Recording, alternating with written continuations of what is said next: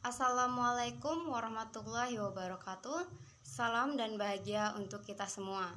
Seperti pada judul, apa sih yang kalian ketahui tentang penghasilan kena pajak dan kredit pajak? Secara umum, pengertian penghasilan kena pajak adalah penghasilan yang dijadikan dasar untuk menghitung pajak penghasilan atau PPh. Sedangkan kredit pajak adalah akumulasi dari pajak yang diambil oleh pihak lain dan sudah dikurangi dengan pajak terutang. Di sini kami dari kelompok 6 yang beranggotakan saya, Sari Apriliani, Vincentia Adelia Bulu, dan Fridolin Jessica Cehemin akan menjelaskan lebih dalam tentang penghasilan kena pajak dan kredit pajak. Kita langsung saja pada topik yang pertama. Penghasilan kena pajak atau PKP. Secara umum, besarnya penghasilan kena pajak bagi wajib pajak dalam negeri dan bentuk usaha tetap ditentukan berdasarkan penghasilan bruto dikurangi biaya untuk mendapatkan, menagihkan, dan memelihara penghasilan. Penghasilan bruto yang dimaksud adalah penghasilan sesuai dengan pasal 4 ayat 1 Undang-Undang PPh tidak termasuk penghasilan yang dikenakan PPh bersifat final sebagaimana diatur dalam pasal 4 ayat 2 dan penghasilan yang dikecualikan dari objek pajak. Biaya yang dimaksud adalah biaya-biaya atau pengeluaran sesuai dengan pasal 6 ayat 1 Undang-Undang PPh. Biaya atau pengeluaran dalam perpajakan dibedakan menjadi biaya yang dapat dikurangkan dari penghasilan bruto yang diatur dalam pasal 6 ayat 1 atau dinamakan deductible expense dan biaya yang tidak dapat dikurangkan yang diatur dalam pasal 9 ayat 1 Undang-Undang PPh atau dinamakan non-deductible expense. Yang berikutnya kita masuk pada penentuan penghasilan kena pajak. Itu dikelompokkan menjadi 5, yakni yang pertama adalah wajib pajak orang pribadi dan badan yang memiliki peredaran usaha tertentu.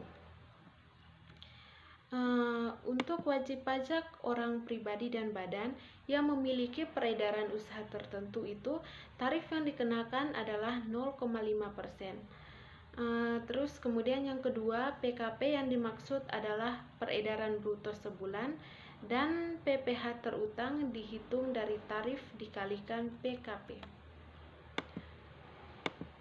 Untuk PPh terutang sama dengan tarif dikalikan PKP sama dengan 0,5% dikalikan peredaran bruto sebulan. Perhitungan tersebut diperuntukkan bagi wajib pajak dengan syarat sebagai berikut. Yang pertama, wajib pajak dalam negeri, orang pribadi dan badan selain bentuk usaha tetap.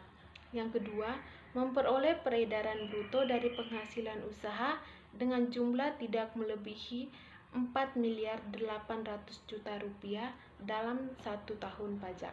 Yang ketiga, penghasilan usaha yang dimaksud tidak termasuk penghasilan dari jasa sehubungan dengan pekerjaan bebas, penghasilan yang diperoleh atau diterima dari luar negeri, penghasilan yang PPh-nya bersifat final, dan penghasilan yang bukan objek pajak.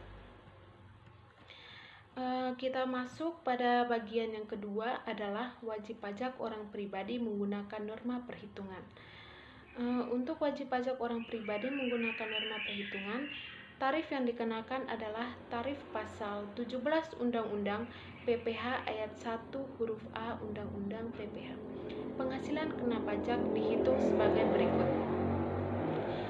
Untuk PKP sama dengan penghasilan neto dikurangi PTKP sama dengan peredaran bruto dikali persentase NPPN. Nah, NPPN itu adalah norma perhitungan penghasilan neto dikurangi dengan PTKP. Yang ketiga adalah PPh terutang dihitung dari tarif dikalikan penghasilan kena pajak.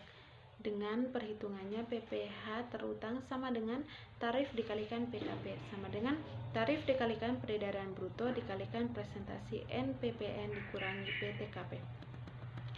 Jika wajib pajak orang pribadi adalah muslim yang membayarkan zakat atas penghasilan kepada badan amil zakat atau bajis, jumlah zakat yang dibayarkan tersebut dapat dikurangkan dari penghasilan neto. Selanjutnya untuk perhitungan PKP dan PPh terutang adalah sebagai berikut. Yang pertama adalah perhitungan PKP, sama dengan penghasilan neto dikurangi zakat atas penghasilan dikurangi PTKP, atau sama dengan peredaran bruto dikalikan presentasi NPPN dikurangi zakat atas penghasilan dan dikurangi PTKP. Nah, yang kedua untuk PPh terutang sama dengan tarif dikalikan PKP sama dengan tarif dikalikan peredaran bruto dikalikan sama presentasi NPPN dikurangi zakat atas penghasilan dan dikurangi PTKP. Perhitungan di atas diperuntukkan bagi wajib pajak dengan syarat sebagai berikut. Yang pertama, wajib pajak dalam negeri orang pribadi. Yang kedua, memperoleh peredaran bruto tidak melebihi 4 miliar 800 juta rupiah dalam 1 tahun pajak. Yang ketiga, penghasilan tersebut berasal dari pekerjaan bebas. Yang keempat, wajib pajak harus memberitahukan kepada Direktur Jenderal Pajak dalam jangka waktu 3 bulan pertama dari tahun pajak yang bersangkutan. Yang kelima, wajib pajak wajib menyelenggarakan pencatatan tentang peredaran brutonya sebagaimana diatur dalam undang-undang yang mengatur mengenai ketentuan umum dan tata cara perpajakan. Wajib pajak orang pribadi yang menggunakan norma perhitungan penghasilan neto wajib memberitahukan kepada Dirjen Pajak paling lama 3 bulan sejak awal tahun yang bersangkutan. Karena tidak menyelenggarakan pembukuan atau menggunakan norma perhitungan yang dasarnya adalah peredaran usaha, maka tidak ada perhitungan rugi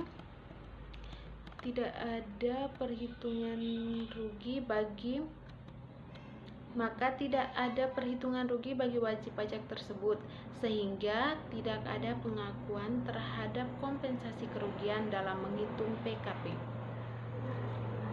Selanjutnya kita masuk pada contoh tuan hakim dalam kurung K/2, artinya kawin dengan 2 tanggungan, mempunyai kantor konsultan pajak. Peredaran bruto dari pekerjaan bebas selama setahun sebesar 2 miliar. Biaya atau pengeluaran yang tercatat selama setahun terdiri atas gaji sebesar 600 juta, biaya atau pengeluaran lainnya diantaranya sewa kantor, biaya transportasi, dan lainnya sebesar 500 juta. Untuk penghasilan neto dari pekerjaan sebagai pegawai tetap di Universitas Pancasila sebesar 120 juta setahun. Wajib pajak hakim merupakan wajib pajak orang pribadi dengan peredaran usaha tidak melebihi 4 miliar 800 juta rupiah, tetapi memperoleh penghasilan dari pekerjaan bebas.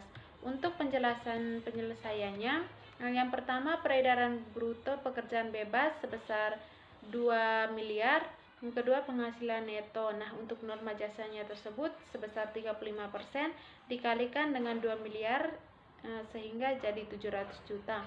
Nah, untuk penghasilan neto dari pekerjaan sebesar 120 juta. Nah, untuk mendapat penghasilan neto maka dijumlahkan antara peredaran bruto, penghasilan neto sama penghasilan neto dari pekerjaan. Jadi untuk total penghasilan netonya sebesar 820 juta. Nah, selanjutnya untuk PTKP karena wajib pajak tuan hakim merupakan statusnya kawin dengan tanggungan 2, maka untuk PTKP untuk diri wajib pajak sendiri 54 juta, tambahan kawin 4.500.000, tanggungan 2 9 juta dengan masing-masingnya 4.500.000. Jadi total PTKP-nya sama dengan 67.500.000 rupiah. Nah, untuk mendapat penghasilan kena pajak maka didapat dari penghasilan neto dikurangi dengan PTKP. Jadi penghasilan kena pajaknya sama dengan 752.500.000. Untuk PPh yang terutang, yang pertama 5% dikalikan 50 juta, hasilnya 2.500.000. Yang kedua 15% dikalikan 200 juta, hasilnya 30 juta. Yang ketiga 25% Yang ketiga 25% dikalikan 250 juta sama dengan 62.500.000. Yang keempat 30% dikalikan 252.500.000, hasilnya 75.750.000. Nah, untuk total PPh yang terutangnya sama dengan 170.750.000. Baik, selanjutnya, jika pada contoh tersebut wajib pajak hakim membayar zakat atas penghasilan ke badan amil zakat atau bajis disertai bukti yang memenuhi persyaratan sebesar 20.500.000, maka besarnya penghasilan kena pajak itu dapat dihitung sebagai berikut. Nah, yang pertama, total penghasilan netonya sama dengan 752.500.000.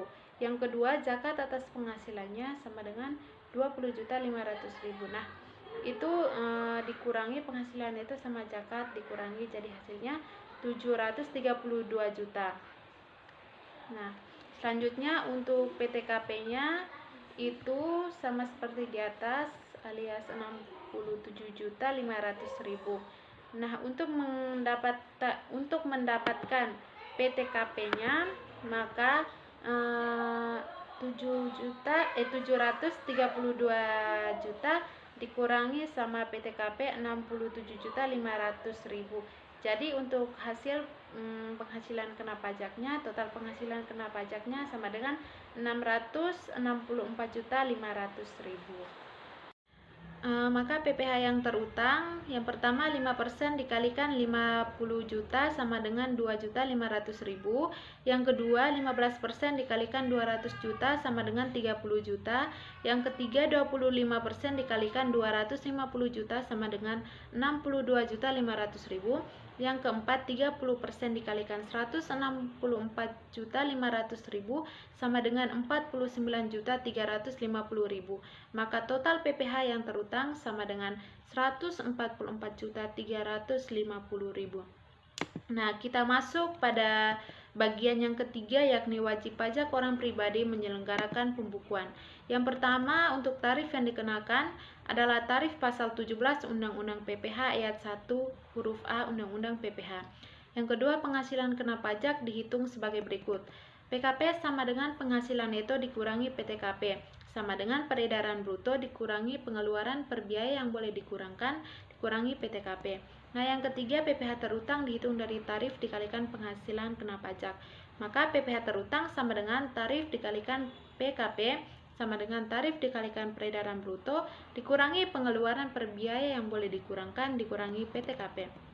Nah, selanjutnya, jika wajib pajak orang pribadi adalah muslim yang membayarkan zakat atas penghasilan kepada bajis, maka jumlah zakat yang dibayarkan tersebut dapat dikurangkan dari penghasilan neto. Demikian pula dalam hal wajib pajak orang pribadi yang menyelenggarakan pembukuan dan pada tahun-tahun sebelumnya mengalami kerugian, maka kerugian tersebut dapat dikompensasikan atau dikurangkan dari penghasilan neto dalam jangka waktu 5 tahun. Nah, dimulai dari tahun pajak berikutnya setelah terjadinya kerugian usaha. Nah, untuk perhitungan PKP dan PPh terutangnya sebagai berikut. Yang pertama, PKP sama dengan penghasilan neto dikurangi zakat atas penghasilan dikurangi PTKP, sama dengan peredaran bruto dikurangi pengeluaran per biaya yang boleh dikurangkan dikurangi zakat atas penghasilan dikurangi sisa rugi dikompensasikan dikurangi dengan PTKP. Nah, yang kedua, PPh terutangnya sama dengan tarif kali PKP sama dengan tarif dikalikan peredaran bruto dikurangi pengeluaran per biaya yang boleh dikurangkan dikurangi zakat atas penghasilan dikurangi sisa rugi dikompensasikan dikurangi sama PTKP. Nah, kita masuk pada contohnya dengan bunyi soalnya. Tuan Akbar dalam kurung K per 0, artinya kawin, tidak memiliki tanggungan, memiliki usaha perdagangan batik yang diberi nama Perdana Batik. Berikut adalah data penghasilan, biaya pengeluaran yang boleh dikurangkan, dan perhitungan PKP dan PPh yang terutang. Sayang soal, peredaran usaha sebesar 5 miliar, biaya untuk mendapatkan, menagih, dan memelihara penghasilan sebesar 4.500.000.000. Penghasilan itu dari usaha sebesar 500 juta. penghasilan dari pekerjaan sebesar 120 juta, biaya untuk mendapatkan, menagih dan memelihara penghasilan sebesar 7.296.000.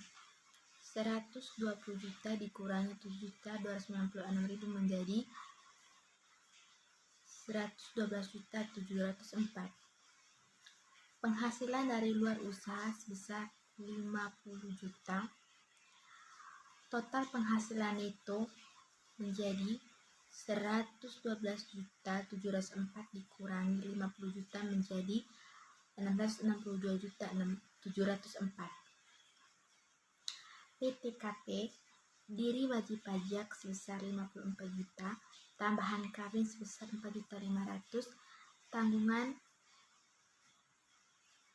menjadi 58.500.000.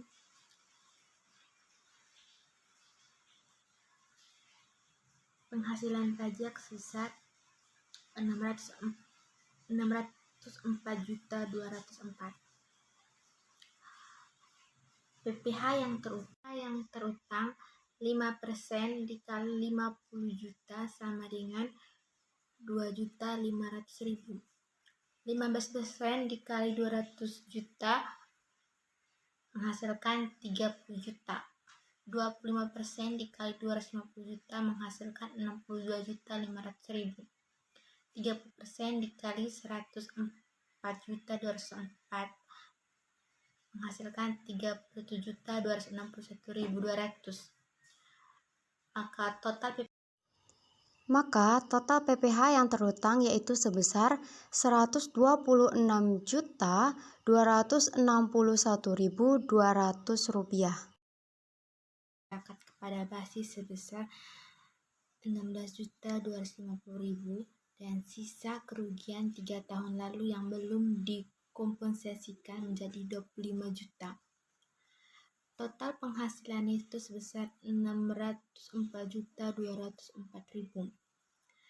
Zakat atas penghasilan sebesar 16.250.000.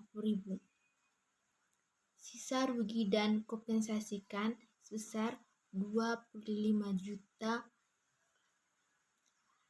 Jadi totalnya menjadi 562.954. PTKP diri wajib pajak sebesar 54 juta, tambahan kawin sebesar 4.500.000. Tanggungan menjadi 58.500.000.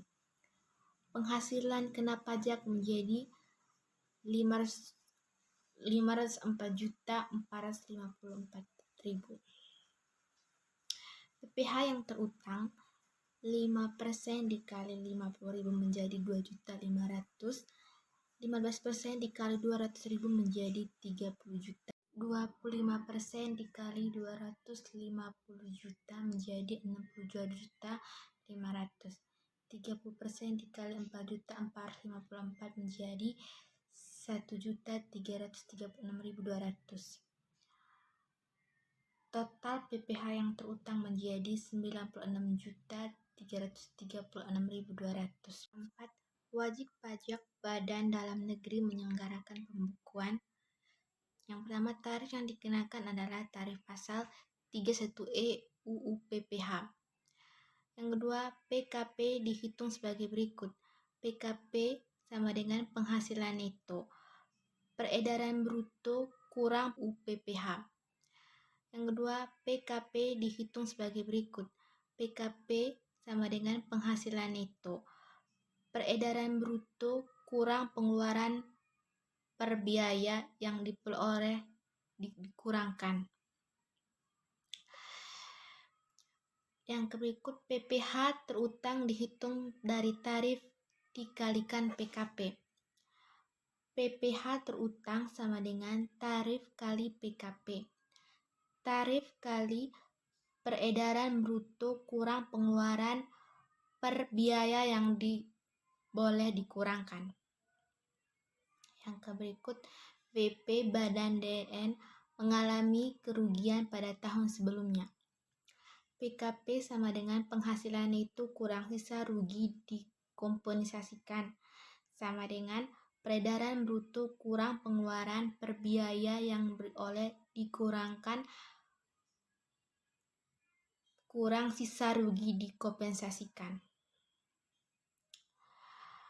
Yang berikut PPh terutang sama dengan tarif kali PKP sama dengan tarif kali peredaran bruto dikurangi pengeluaran dibagi biaya yang diboleh dikurangkan.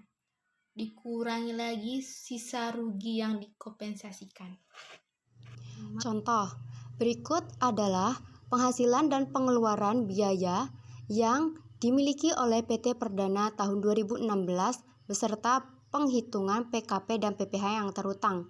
Penjualan yaitu sebesar 7M, biaya untuk mendapatkan, menagih dan memelihara penghasilan sebesar 6,4M. Lalu laba usaha yaitu didapat dari pengurangan 7M dikurang 6,4M sebesar 600 juta rupiah. Penghasilan dari luar usaha yaitu sebesar 100 juta, maka total penghasilan netonya yaitu sebesar 700 juta dan PKP-nya sebesar 700 juta. Penghitungan penghasilan kena pajak sebagai dasar penentuan tarif. Yang pertama yaitu jumlah penghasilan kena pajak dari bagian peredaran bruto yang memperoleh fasilitas pengurangan tarif adalah 4,8M dibagi 7M dikali 700 juta sama dengan 480 juta rupiah. Jumlah penghasilan kena pajak dari bagian peredaran usaha yang tidak memperoleh fasilitas pengurangan tarif adalah 700 juta rupiah dikurang 480 juta rupiah sama dengan 220 juta rupiah. PPh yang terutang yaitu yang pertama 50% dikali 25% dikali 480 juta rupiah sama dengan 60 juta. Yang kedua 25% dikali 220 juta sama dengan 55 juta. Jadi hasilnya PPh yang terutang yaitu 115 juta rupiah. Jika terdapat sisa rugi tahun 2012 yang belum dikompensasikan sebesar 70 juta, penghitungan penghasilan kena pajak dan PPh yang terutang adalah total penghasilan netonya yaitu kan 700 juta rupiah. Sisa rugi dikompensasikannya sebesar 70 juta rupiah, maka PKP-nya yaitu 630 juta rupiah. Perhitungan penghasilan kena pajak sebagai dasar penentuan tarif. Yang pertama itu sesuai sama yang di atas yaitu 4,8M dibagi 7M dikali 630 juta sama dengan 432 juta rupiah. Yang B, jumlah penghasilan kena pajak dari bagian peredaran usaha yang tidak memperoleh fasilitas pengurangan tarif adalah 630 juta dikurang 432 juta sama dengan 198 juta. Jadi PPh yang terutang yaitu 50% dikali 25% dikali 432 juta sama dengan 54 juta. Lalu yang kedua 25% dikali 198 juta hasilnya yaitu 49 juta 500. Jadi PPh yang terutang totalnya yaitu sebesar 103 juta 500. Yang kelima yaitu wajib pajak bentuk usaha tetap. Tarif yang dikenakan adalah tarif pasal 17 ayat 1 huruf B Undang-Undang PPh. PKP dihitung sebagai berikut. PKP sama dengan penghasilan neto, sama dengan peredaran bruto dikurang pengeluaran atau biaya yang boleh dikurangkan. PPh terutang dihitung dari tarif dikalikan PKP, sama dengan tarif dikalikan peredaran bruto dikurang pengeluaran atau biaya yang boleh dikurangkan. Soal peredaran bruto sebesar 10 miliar, biaya untuk mendapatkan, menagih, dan memelihara penghasilan sebesar 8 miliar, penghasilan neto sebesar 2 miliar, penghasilan bunga sebesar 50 juta. Berarti memelihara penghasilan dibagikan dengan penghasilan neto menjadi 50 juta.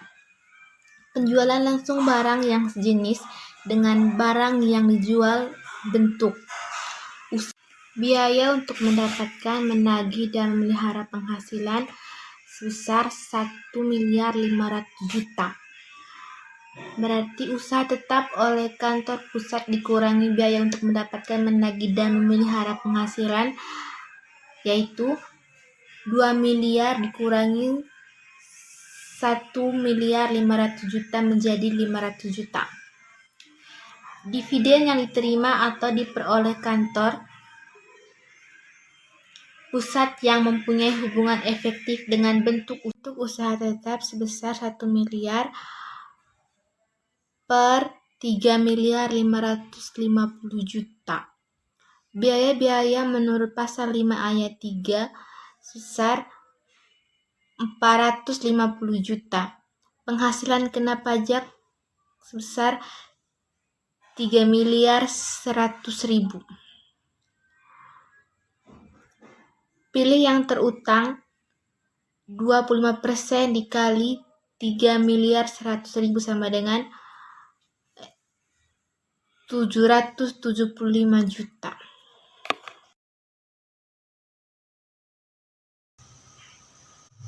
Selanjutnya, kita akan membahas tentang kredit pajak, di mana saat pembukaan tadi sudah disinggung sedikit tentang pengertian kredit pajak secara umum. Jadi, yang namanya kredit pajak di dalam PPh itu ada 2 macam. Jenis yang pertama adalah kredit pajak yang sifatnya output, atau kita mendapatkan penghasilan kemudian dipotong pajak oleh orang yang memberikan penghasilan tersebut. Itu adalah PPh output, PPh pemotongan dan pemungutan. Selanjutnya, yang kedua adalah kredit pajak yang kita bayarkan sendiri. Jadi, kita store pajak sendiri kas negara atau istilahnya nyicil. Yang termasuk PPh output ini ada 4, yaitu PPh pasal 21, 22, 23, dan 24. Sedangkan yang kita bayarkan sendiri yaitu hanya 1, yaitu PPh pasal 25. Selanjutnya, kita bahas tentang PPh pasal 21. PPh pasal 21 ini subjeknya sedikit berbeda dari PPh output lainnya. Jadi yang dipotong pada PPh pasal 21 ini hanya orang pribadi, tidak ada badan yang dipotong PPh pasal 21. Kemudian objeknya, apa sih objek yang dipotong pada PPh pasal 21? Yaitu yang biasa kita sebut sebagai active income. Active income ini adalah penghasilan. Untuk mendapatkan penghasilan tersebut harus kerja dulu, harus melakukan aktivitas terlebih dahulu. Misalnya, gaji, tunjangan sebagai pegawai, termasuk di sini adalah jasa yang diterima wajib pajak orang pribadi. Wajib pajak orang pribadi menerima penghasilan berupa jasa dari wajib pajak badan. Maka, atas penghasilan jasa tersebut harus dipotong PPh pasal 21 oleh si pemberi penghasilan. Lalu, tidak hanya berkaitan dengan tunjangan saja, tetapi juga termasuk seluruh penghasilan yang termasuk active income. Misalnya di sini kita ikut lomba, kemudian kita mendapatkan hadiah. Maka penyelenggara kegiatan tersebut harus memotong PPh pasal 21. Ingat ya, yang dipotong adalah hadiah perlombaan, bukan hadiah undian. Karena hadiah undian itu termasuk dalam passive income, bukan active income. Siapa sih yang memotong PPh pasal 21? Yaitu pemberi kerja atau pemberi penghasilan. Secara umum, rumus PPh pasal 21 yaitu tarif dikali dasar pengenaan pajak. Selanjutnya, kita akan membahas PPh pasal 22. Untuk subjeknya yaitu orang pribadi dan badan. Di sini yang paling menarik adalah dari sisi objek dan tarif, karena banyak sekali yang termasuk di dalamnya. Dan yang menariknya adalah ada beberapa objek yang ada di dalam PPh pasal 22 ini yang tidak termasuk dalam penghasilan. Contohnya yaitu impor dan dikenakan tarif 2,5% jika dia memiliki API. Jika tidak memiliki API, maka tarif yang dikenakan adalah 7,5%. Makanya PPh pasal 22 ini sering disebut sebagai pajak atas transaksi jual beli barang. Yang menarik tidak hanya dari segi objek dan tarifnya, tetapi juga dari segi pemotong dan pemungutan PPh pasal 22. Memotong dan pemungutannya itu tidak hanya memberi pekerjaan atau pemberi penghasilan. Pemotong pemungutan PPh pasal 22 itu juga bisa penerima penghasilan. Contohnya penjualan barang yang sangat mewah. Di sini yang membuat PPh pasal 22 adalah penjualnya, di mana penjual tidak hanya memungut PPN saja tetapi juga PPh pasal 22. Selanjutnya kita bahas tentang PPh pasal 23. Kalau PPh pasal 23 subjeknya siapa?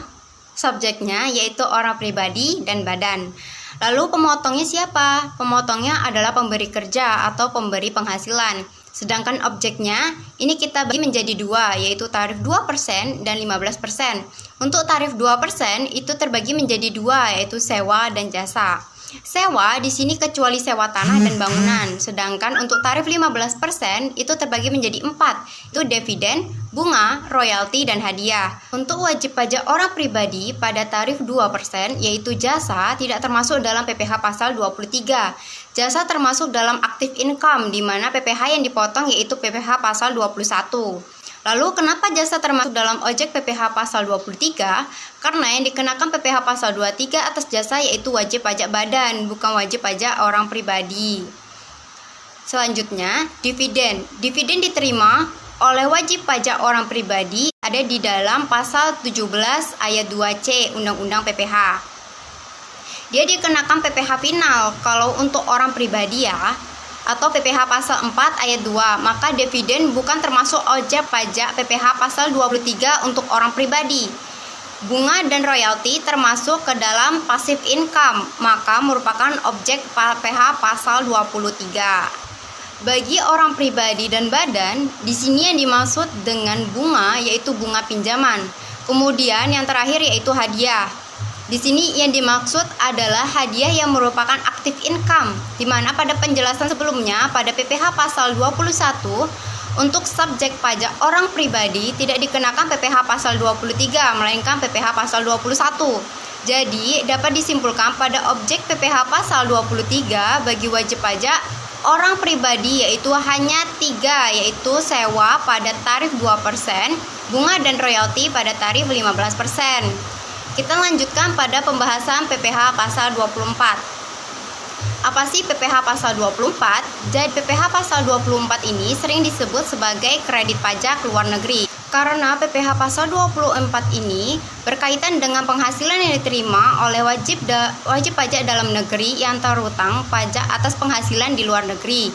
Maka bisa jadi penghasilan tersebut dipotong pajak luar negeri. Menurut PPh pasal 24, kredit pajak yang telah dipotong di luar negeri tersebut dapat dikreditkan di Indonesia, tetapi ada ketentuan pengkreditannya. Dapat dikreditkan adalah nilai yang lebih rendah antara dua ini. Yang pertama adalah pajak yang dipotong di luar negeri. Yang kedua yaitu perhitungan atas penghasilan luar negeri dibagi penghasilan kena pajak dikali PPh terutang. Yang lebih rendah nilainya dari dua hal tersebut yang dapat dikreditkan. Contohnya, Tuan A memiliki penghasilan sebagai berikut. Penghasilan neto dalam negeri yaitu sebesar 200 juta. Kemudian, dia mendapatkan penghasilan dividen dari USA sebesar 100 juta. Kemudian dipotong pajak USA 40%, yaitu 40 juta. Kemudian, dia juga mendapatkan bunga dari Singapura 150 juta. Dipotong pajak Singapura sebesar 10%, yaitu 15 juta. Dari penghasilan yang didapat di luar negeri, pertanyaannya, berapa kredit pajak yang dapat diperhitungkan di Indonesia? Pertama, kita harus menghitung total penghasilan neto, yaitu 200 juta ditambah 100 juta ditambah 150 juta, yaitu 450 juta. Anggap saja Tuan A belum menikah, jadi PTKP-nya yaitu TK0 adalah 54 juta. Untuk mencari penghasilan kena pajak, 450 juta dikurangi 54, yaitu 396 juta. Kita cari PPh terutangnya yang pertama, yaitu tarif 5% dikali 50, 15% dikali 200 juta, 25% dikali 146 juta, yaitu hasilnya 36,5 juta. Jadi PPh terutang adalah 69 juta. Kemudian kita cari berapa yang dapat dikreditkan di Indonesia. Untuk mencari berapa yang dapat dikreditkan di Indonesia dengan rumus penghasilan luar negeri dibagi penghasilan kena pajak dikali PPh terutang, yaitu 100 juta dibagi 396 juta dikali 69 juta, yaitu 17,42 juta. Jika dibandingkan antara pajak yang dipotong di luar negeri sebesar 40 juta lebih besar daripada 17,42 juta.